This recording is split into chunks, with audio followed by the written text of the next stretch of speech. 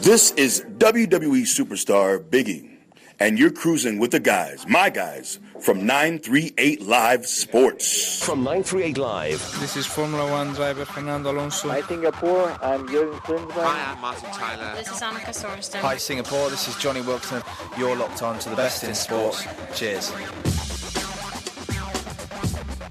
You're listening to Singapore's longest running and only sports talk show on radio, 15 years and still going strong. A good Saturday to you and welcome to SportsZone on 938 Live. I'm Raj Kumar and today we turn the spotlight on gaming and sports entertainment.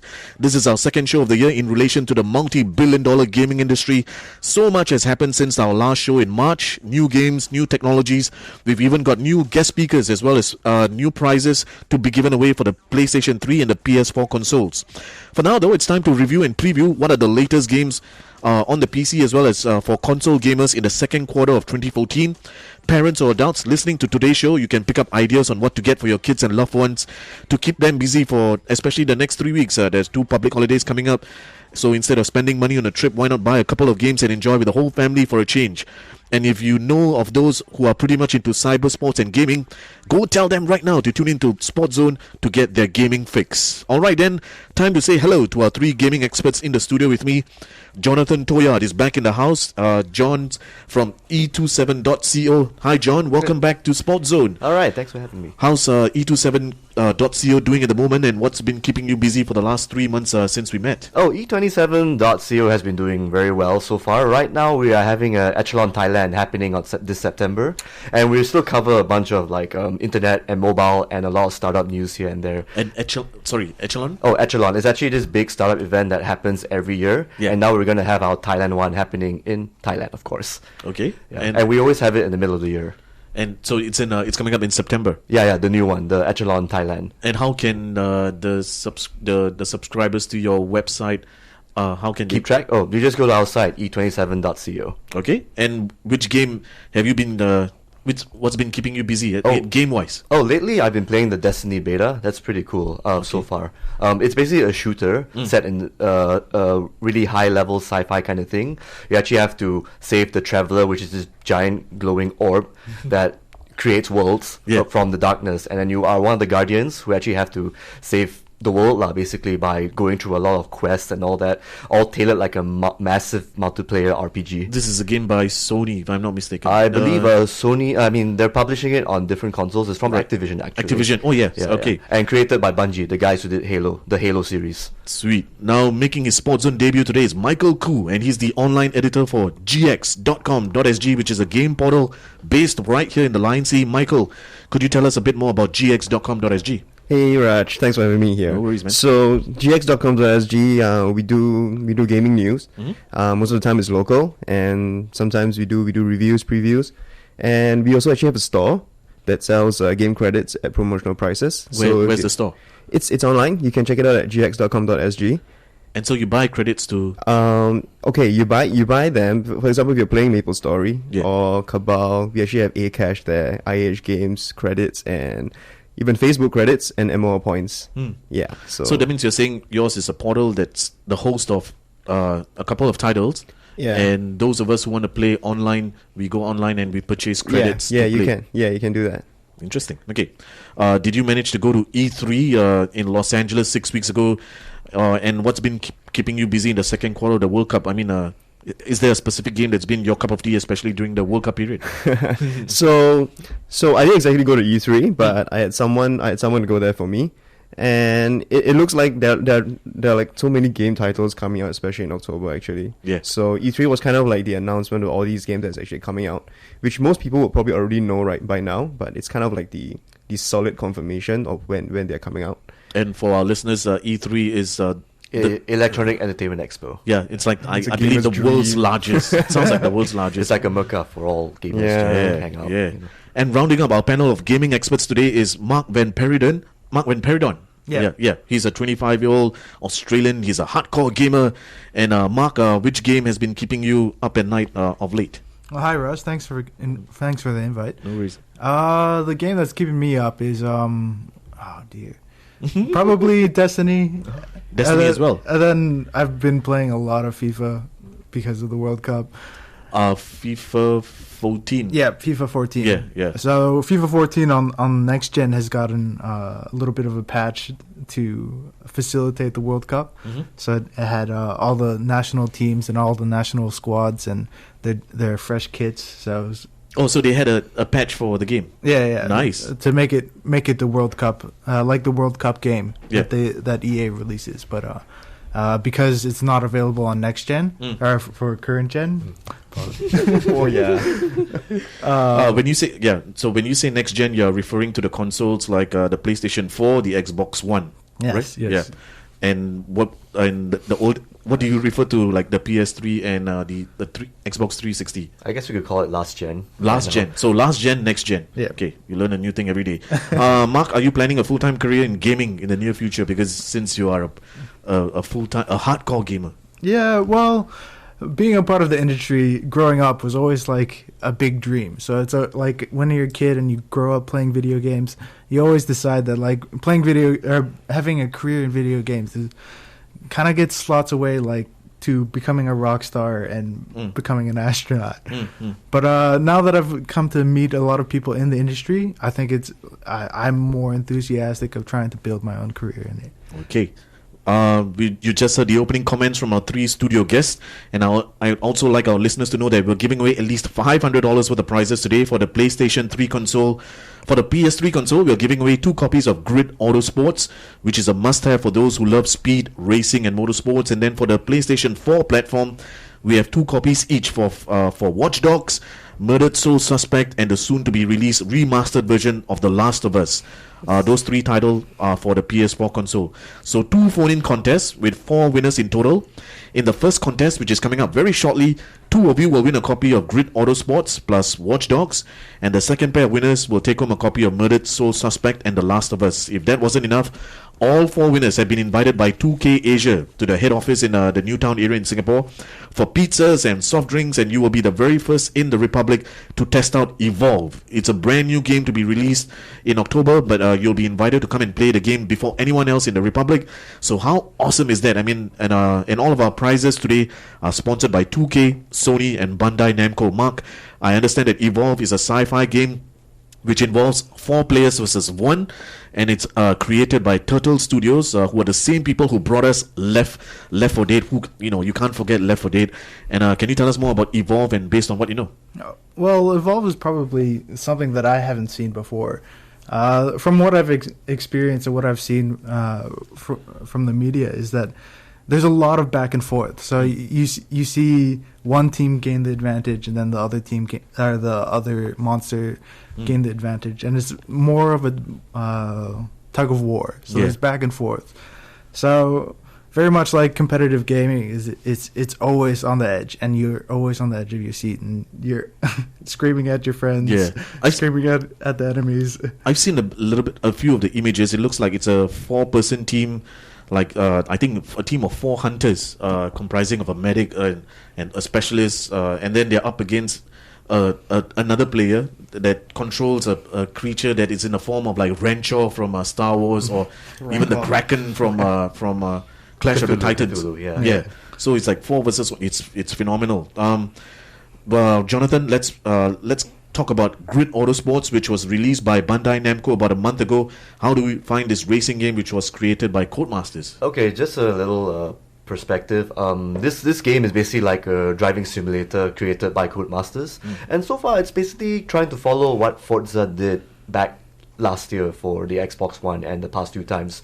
But in this regard, because I believe the Grid series has always been about serious racing, and this one just continues to maintain that level of quality, like what's expected from a driving simulator game, like different cars, a single player campaign where you can level up and learn how to drive properly, But so far it's pretty good. I mean, the graphics are not as good as as Grid 1 or 2, but it's still solid. It's still a solid game. Yeah, I think I saw some gameplay. It's got, like you said, the different set of cars from the World Touring Championships. It's not the Formula 1 cars, but a different grade, and The sports and the cars, circuits. and The circuits are phenomenal. You can yeah. race in France, and you can see the Eiffel Tower. And Michael, which is the best way to play a game like Grid Autosports, on the console or the PC?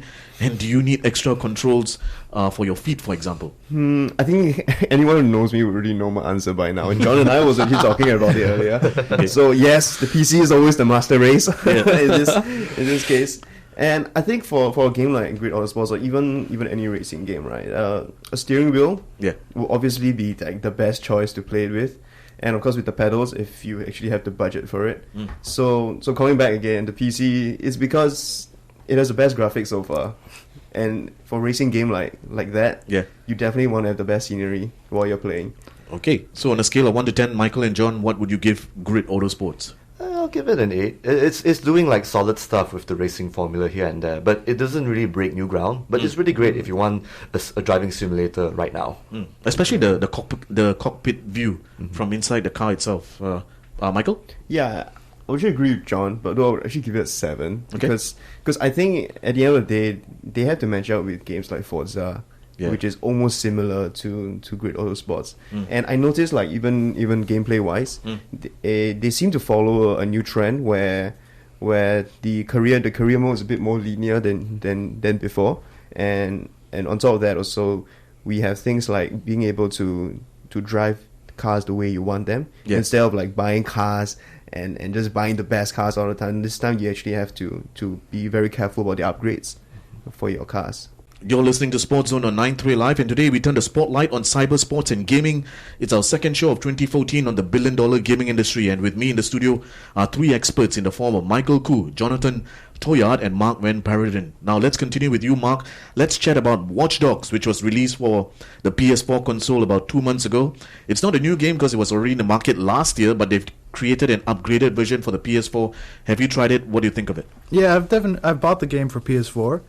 I love it. I really enjoy it. I know it's gotten a lot of criticism lately, but I've been really enjoying the game. It's a fresh, open world game, and I spent 6 years growing up in Chicago, so which is where the game is based. Yeah. So like seeing the sights, it feels like Chicago. So it is really like you're walking around in downtown Chicago. There's districts that are well known for being bad.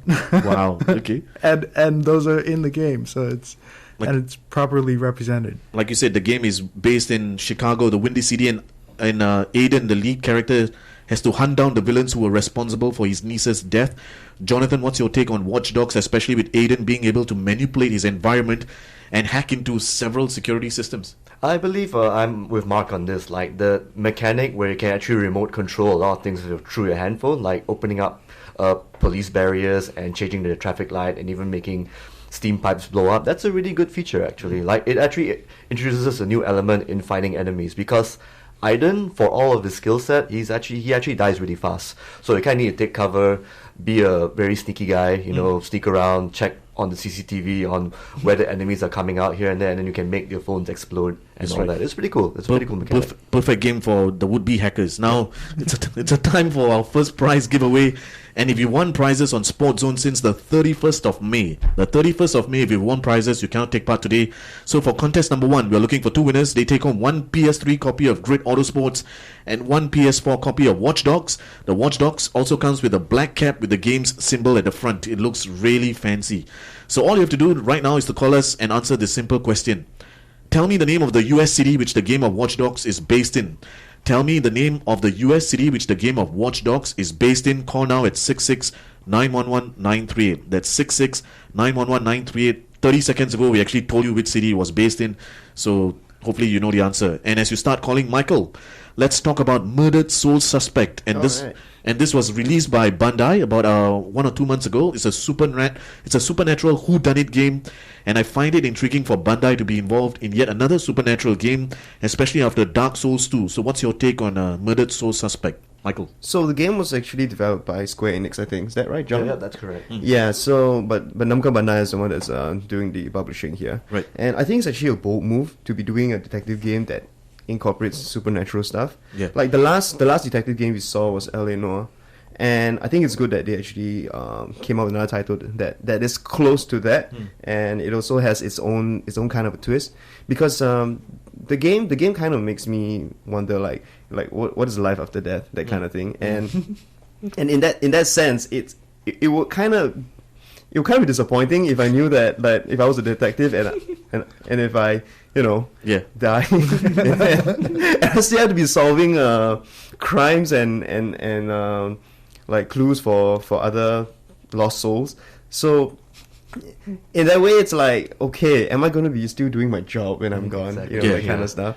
So I especially like the concept of Ronan O'Connor, the lead character. He's able to teleport in an instant, and the only way to kill the soul-sucking demons is to teleport actually right behind them, and also of his ability to actually possess anything. I mean, from to enter the body of an animal or even a human. So your thoughts on his abilities in the game? yeah, so the mechanics are actually fantastic. It really makes you feel like, yeah, that's right. Ronan's now gone. He has new powers, but yet at the same time, he doesn't have the things that we usually can do, like for example picking up items, because now everything he goes through everything, he goes through walls. So in the sense that there's this difference in the way you actually have to investigate stuff, and I thought that was actually very creative. Okay, Jonathan, what would compel you to actually get a copy of Murdered Soul Suspect for the PS4? Just from its premise alone, the supernatural aspects of the game seem really promising. I've only played an hour or so of it, but it looks really nice so far. I'm glad that the adventure genre is actually coming back in a different way. I mean, you still move your character with the controller, all that, rather than have a point-and-click mouse system going on. But still, it's pretty compelling. As well as the fact that the company, the developers who made it, Airtight Games, I believe they shut down, though, even when the game came out. So I guess I would like to buy the game simply because I kind of want to support the guys, even though they're gone. So, in Murdered Soul Suspect, which is a whodunit, it's based on a detective. What's the scale that you give it on a scale of 1 to 10? I'll give it about I've only played an hour of it, but so far it's leaning towards an 8. But it might change depending on whether I finish the game or not in time. Okay, Michael? Yeah, the game's been actually a lot of fun. I gave it 8 or so on my review, I think. Sweet. Okay, before we proceed any further, it's time to announce the winners of our first contest. I asked you a few minutes ago to name the American city which the game of Watch Dogs is based in. The answer, of course, is Chicago. So congratulations to Andrew Pang and Teo Chun Hui. Andrew and Chun Hui, congratulations. The both of you take home one PS3 copy of Grid Autosports, that's for the PS3, and one PS4 copy of Watch Dogs, and they are courtesy of our friends from Bandai Namco and Sony. For more details on the games, you can check out online at Bandai NamcoGames.com or PlayStation.com for more details. Let's try and get one more question in before the news. Let's talk about The Last of Us, which is the remastered version. It's going to be released on the 29th of July. So, Jonathan, what's the story for The Last of Us, and do you fancy it? Okay, it's actually set in a post-apocalyptic America where the entire part of the continent was actually stricken by this cordyceps-like disease that turned a lot of people into mindless zombies. Right. So it's up to Joel and Ellie to actually traverse through the wasteland because of certain plot devices involving Ellie, who could actually be the cure to the entire epidemic. And so far, it's like a survival horror kind of game where Joel has to actually survive, kill off the zombies, and also renegade human beings who want nothing more than to kill people. Yeah, it's another zombie. It looks like The Walking Dead. And Michael, IGN has given the PS3 version of the game a rating of 10, citing that it has an amazing storyline, great characters, immersion, and superb gameplay. Do you agree with IGN's review of this almost Walking Dead-like game? Oh, it's actually hardly a surprise, because when you think about it, it has all the elements that gamers love. You've got zombies, you've got post-apocalyptic world, fantastic graphics, and even a female character that looks like Ellen Page. Yeah. There's no reason why it can be any less. Really good soundtrack too. Yeah. Carlos Santaolalla did the soundtrack. The soundtrack. Yeah. Okay. All right then. It's time for the news headlines. But when we return, we'll talk a bit more about the Last of Us. It's also your chance to win a copy of that game plus Murdered Soul Suspect. So stick with us on SportsZone right here on 938 Live. Hello, Singapore. I'm Richard Hatch, and I played the role of Captain Apollo in the classic sci-fi television series Battlestar Galactica, and also in the reimagined version of Battlestar, playing the role of Tom Zarek. And for all your entertainment news, stay tuned to 938 Live. Welcome back to part 2 of SportsZone on 938 Live. I'm the RAJMAN, and today we turn the spotlight on cybersports and gaming. It's our second show of the year, featuring the billion-dollar gaming industry, and with me in the studio are three experts in the form of Jonathan Toyard. He's one of the online journalists with e27.co. He's joined by Michael Koo, who's the online editor for gx.com.sg, which is a game portal based right here in Singapore. And rounding up our panel of gaming experts today is Mark Van Peridon. He's an Australian. He's a hardcore gamer. Mark Van Peridon, also known as MVP. I just found it. Very nice. Okay, then, in the first part of the show, we talked about titles like Evolve, Grid Autosports, Murdered Soul Suspect, Watch Dogs, and The Last of Us. And just before we conduct the second contest, Mark, I'm assuming you've had the chance to try The Last of Us for the PS3 when it was launched like 18 months ago. Are you a fan of the game, of this genre that is meaning zombies and a post-apocalypse style storyline? And how different is the PS4 version, which is going to be released in 3 days' time? How's it going to be, the difference? Well, the PS4 version looks amazing. I've got to say, it looks hands down absolutely amazing. I have been able to get my hands on the PS3 version. Wow, okay. It's probably one of my favorite games for the PS3. It has to be. It's just flawless plot. The story is really gripping, and I had the luxury of playing it with a friend. So I always play games on higher difficulties. So although it'll get frustrating, like when you get frustrated, you pass the controller, and then they can get frustrated, and then hopefully pass the level. Okay, time to get your points ranking for The Last of Us for the PS4 on a scale of 1 to 10. Mark? 10. Whoa, Jonathan. I'll have to go for an 8 or a 7. I mean, I love the story, don't mind me, but some of the gameplay mechanics, like when you sneak around, and then just when you think you actually get the upper hand, sometimes the game just throws a bunch of enemies coming out from God knows where inside. So the difficulty can be very arbitrary, and it can just spike up and down. And sometimes some gameplay things will make sense. But on the whole, great story, great action, and great character development. Michael? Yeah, I'd say give it a 9 as well.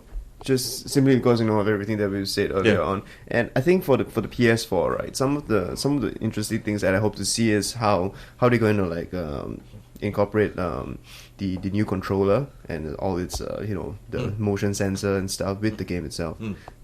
Okay, you've just heard the rankings from our three guests, an 8, and 9, and a 10. So time to do our second contest, and if you won prizes on SportsZone, as I said earlier, from the 31st of May, you cannot take part today. So for contest number 2, we're looking for 2 winners, and they take home one PS4 copy of Murdered Soul Suspect. This is the limited edition, as it comes with an exclusive black t-shirt of the game.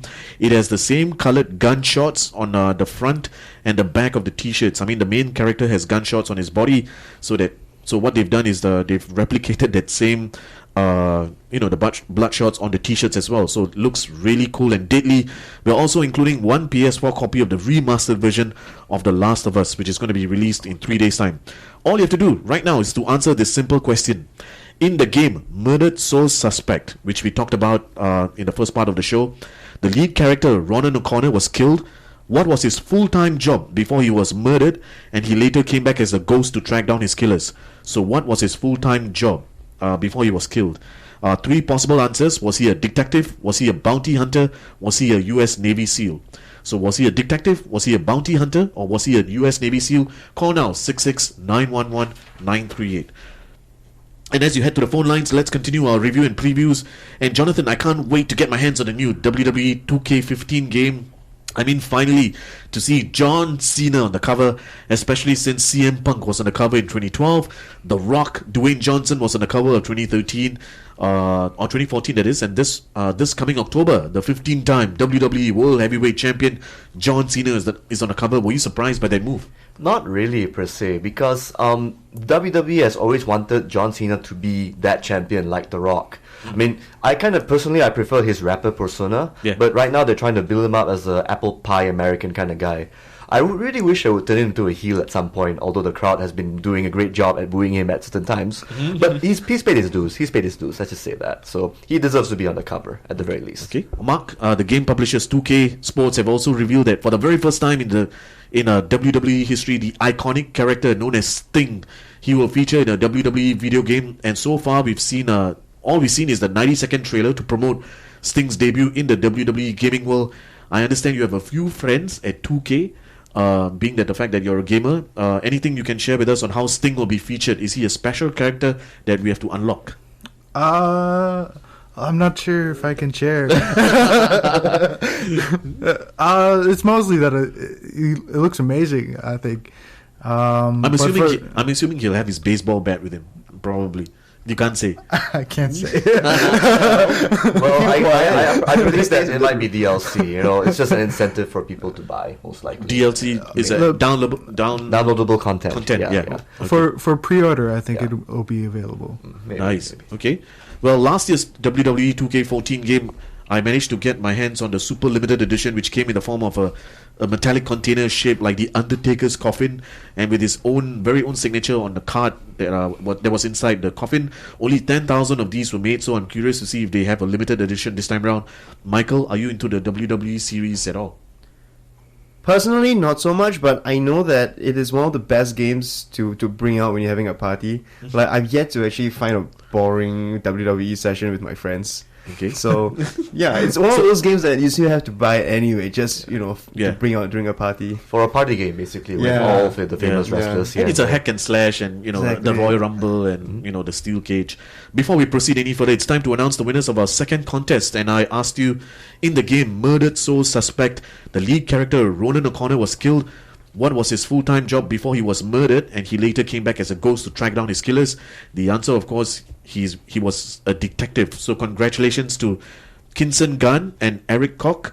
Kinson and Eric, the both of you will take home one PS4 copy of Murdered Soul Suspect. This is the limited edition, as it comes with an exclusive black t-shirt with the game's graphic title on it. And we're also including one PS4 copy of the remastered version of The Last of Us, and they are courtesy of our friends from Bandai Namco and Sony. And for more details of the games, you can check out online at BandaiNamcoGames.com or PlayStation.com for the details. All the 4 winners today for the 2 contests, you've all been invited to the 2K Sports, the 2K Asia office at the Newton area. We'll tell you more details so that you can actually come down and play the Evolve game, which is going to be released in October. Michael, let's switch over to football.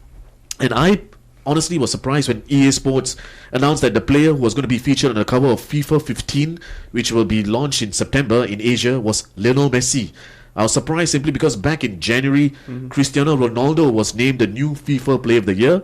He ended Messi's 4-year reign at the top, so I would have easily assumed that Ronaldo would have graced the cover of the number 1 selling football game in the market, but they went with Messi instead. Why do you suppose they did so? Well, if you look at a game called Winning 11, I think Ronaldo is there already on the cover.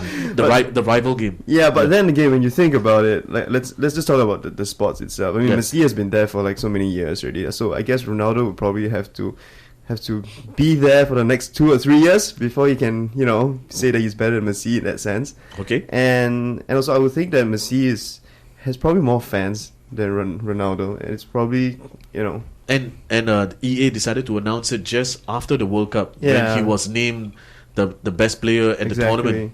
True. I wouldn't be surprised if this year Messi comes back on top again, to be honest. And because Ronaldo and the Portuguese crashed out in the group stage as well. Yeah. So that didn't work in his favor. But what can we expect from FIFA 15 when it's released by EA in less than 3 months? So it's definitely going to be current gen. And as always, better graphics, hopefully it's better ball physics in that sense, Yeah. And all the new features. And the realism. Yeah, the realism of the faces. I heard that there were 3, right? 3. I believe so, 3. Yeah. There are three players actually have their faces in there. Real faces. Okay. Yeah.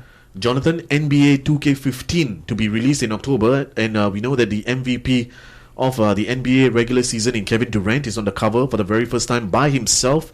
We do know that NBA 2K11 and 2K12, Michael Jordan was on the cover. 2K13, it was 3 players with Durant, Blake Griffin, and Derrick Rose. Last year, it was LeBron James in his Miami Heat jersey. And I find it surprising that 2K Sports didn't even wait for the NBA Finals, but they chose Durant, who top scored during the regular season of the 82 games as he averaged 32 points per game. Why do you suppose they didn't choose the MVP of the NBA Finals, who was Kawhi Leonard of the championship-winning squad of the San Antonio Spurs? Maybe PR deadlines. But anyway, the point is, I believe Kevin Durant is, I guess, like The Rock in wrestling. He's like the people's champion in a sense. So it's pretty popular and all that. So they we picked the safest option to have him on the cover. I mean, he's actually really personable and marketable than other basketball players like LeBron James. I feel that Kevin Durant himself, he's very likable in that sense. Okay. From the world of sports games to one of my all-time favorites, Battlefield. Mark, have you played the game? I understand that Battlefield by EA is deviating slightly for its new title, which is known as Battlefield Hardline.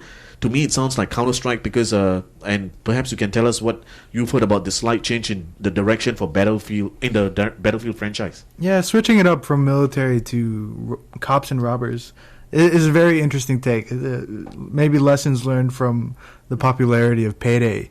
But I've always been a fan of the franchise. I've preferred Battlefield to Call of Duty every time. So I'll most likely be supporting them in Hardline as well. Okay. So being a hardcore gamer, surely the Battlefield series, which includes 2142, Vietnam, Special Ops, must have been something that you've sunk your teeth into, like you said. Or is there another even better first-person shooter military-style game out there? Yeah, Call of Duty would be the second. Oh, it has to be the second. They're out every year with a AAA title, so they're always good fun to play. Okay. Very different style, and depends on what you're after. I believe the new one, Advanced Warfare, is coming out. That looks pretty sweet, actually. Yeah. I'm actually surprised at the sci-fi thing they're going for. Okay. And there's Kevin Spacey as well in the game.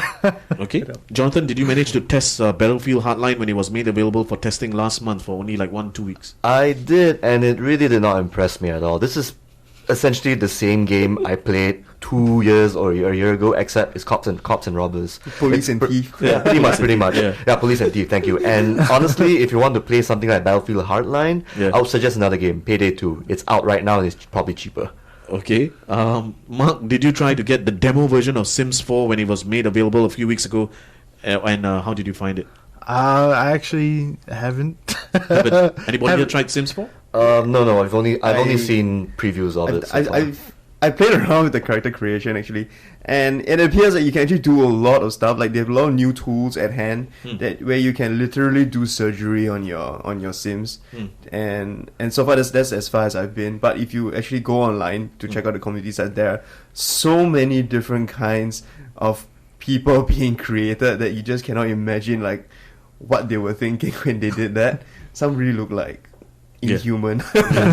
Maybe like The Simpsons. Jonathan, for the benefit of those who are not familiar with The Sims, you want to tell us about the game briefly? Oh, that's easy. The Sims is actually just a game where you create little human beings in a house, and you can make them do whatever you want. You want to tell a funny story? Go ahead. You want them to date other people? Go ahead. If you want them to go on a rocket ship, I think you can do that in Sims 4, right? Yeah. Maybe. Yeah, but for the most part, it's a god simulator, except you're handling human beings rather than making a town and a city.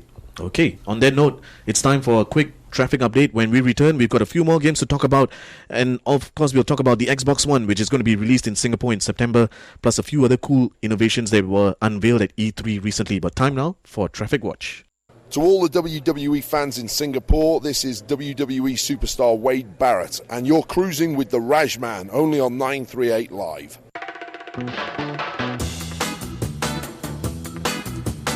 We're at the final stretch of SportsZone, and today we turn the spotlight on cybersports and gaming. With me in the studio are three experts in the form of Jonathan Toyard, Michael Koo, and Mark Van Peridon. Now, just let's continue with Mark, I believe. In the world of Jonathan, in the world of fantasy, I can't wait for this October's release of the Middle Earth Shadow of Mordor. This is another creation from the Lord of the Rings franchise. Let me ask Michael instead. Michael, sure. Are you looking forward to another installment on this franchise? It is an original storyline, especially with the lead characters being killed, then resurrected, and has been given a wraith-like powers. Yeah, he's like one of the Nazguls now. Yeah. So I've actually been a fan of the Lord of the Rings, so I'm really actually very stoked for this game to come out. Also because there's not been a good one since the PlayStation 2. Oh yeah. So this is like. And it's great also because this has a lot of Assassin's Creed kind of theme to it, and it really shows like how the Rangers in the Lord of the Rings are in combat. The Rangers as in like Legolas. Yeah, no, like Aragorn actually. Oh, sorry. Yeah. Sorry, I'm so nerding out here right now. I like his descendants in that sense. I thought Legolas was a ranger. No, he's just an elf archer who's really good with a bow. Okay. But the game looks pretty promising. Like Michael said, like it's got that open world element. You get to kill off orcs, and you feel pretty awesome about it. You know? Yeah, and the new mechanics also that actually take a lot of your actions, and you actually see the consequences after that. Things so like make this. the game harder, I guess. So that's the Middle Earth Shadow of Mordor to be released in October. Another one that's coming out on October 7th. This date, October 7th, seems to be a magical date in the gaming industry because several games are going to be launched on that day. Mark, we'll also see another classic, which is probably 35 years in the making. It's called Alien Isolation. It's based on Sigourney Weaver's character as Lieutenant Ripley, and the game takes you back to the very first Alien movie of 1979, that is. How brilliant is that? Well, I don't think... Okay, you were not born then, but... how much do you know about Alien Isolation? I love the Alien franchise, and I've got to try to keep my expectations low because it's a movie. It's something that I'm really looking forward to, but I don't want to get too excited for it because I don't want to be let down. But the last Aliens game wasn't so good. Yeah, exactly. The Colonial Marines. That was terrible. Okay. No, but it looks awesome because it's got the original cast coming back to lend their voices from Sigourney Weaver to Tom Skerritt, and I'm looking forward to it. Jonathan, about 2 months ago, Wolfenstein: The New Order was released on all major consoles. Once again, it's about the Nazis, and how do you find this latest installment? Actually, it's not too bad. I'm actually very surprised. I thought it was going to be something kind of cut and dry, like a generic shooter coming out. But the thing is, they actually played out a lot of the action. It actually plays more like an old school shooter in terms of you have a big map, and you get to explore a bit here and there. And they actually have a pretty cool setting. Like, it's an alternate world where BJ Blazkowicz, he actually woke up after some cryogenic frozen experiment thing went awry and stuff, and then he went on to a world where the Nazis ruled the entire world with mechanical dogs and some really weird sci-fi Nazi thing going on, which is really cool. I like the feeling of the game itself, the weapons, all that. It's actually not bad. Okay.